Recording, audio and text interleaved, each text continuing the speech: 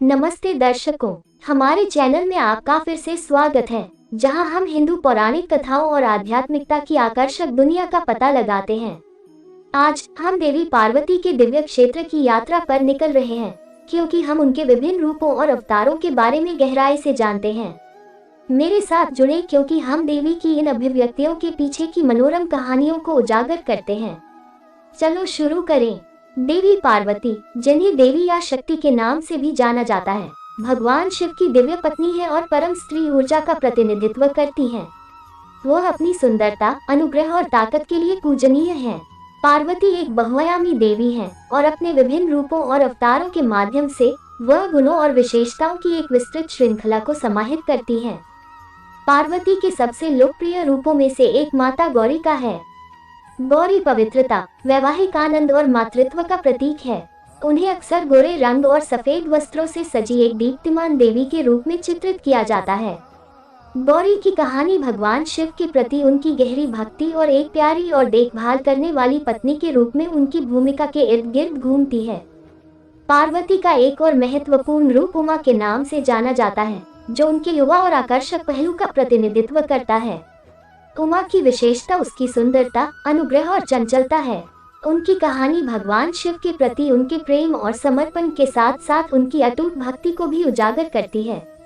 आगे बढ़ते हुए हमें पार्वती की उग्र और शक्तिशाली अभिव्यक्ति का सामना करना पड़ता है, जिसे दुर्गा के नाम से जाना जाता है। देवी दुर्गा के रूप में पार्वती एक योद्धा का रूप धारण करती हैं, जो कई हथियारों से सुसज्जित है और शेर या बाघ पर सवार है। दुर्गा शक्ति, सुरक्षा और बुरी ताकतों पर काबू पाने की क्षमता का प्रतीक है। उनकी कहानी दुनिया में शांति और धार्मिकता बहाल करने के लिए राक्षसों के खिलाफ उनकी लड़ाई के इर्द गिर्द घूमती है। पार्वती के सबसे प्रिय अवतारों में से एक देवी कामाक्षी का अवतार है। कामाक्षी दिव्य सौंदर्य, प्रेम और करुणा का प्रतिनिधित्व करती है।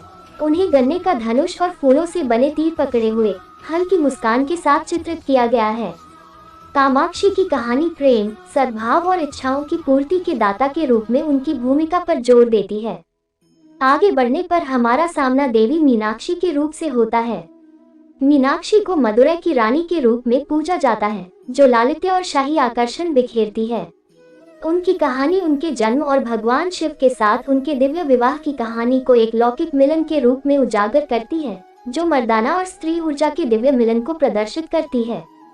अंत में हम भोजन और पोषण प्रदान करने वाली देवी अन्नपूर्णा से मिलते हैं।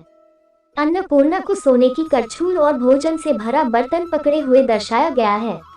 उनकी कहानी भोजन के महत्व और दूसरों के पोषण और पोषण के महत्व पर प्रकाश डालती है। ये देवी पार्वती के कई रूपों और अवतारों में से कुछ हैं। प्रत्येक रूप उसके दिव्य स्वभाव के विभिन्न पहलुओं का प्रतीक है और अपने जीवन में प्रेम, शक्ति, सुरक्षा, उर्वरता और प्रचुरता चाहने वाले भक्तों के लिए एक प्रेरणा के रूप में कार्य करता है। इससे देवी पार्वती के रूपों और अवतारों की हमारी खोज समाप्त होती है।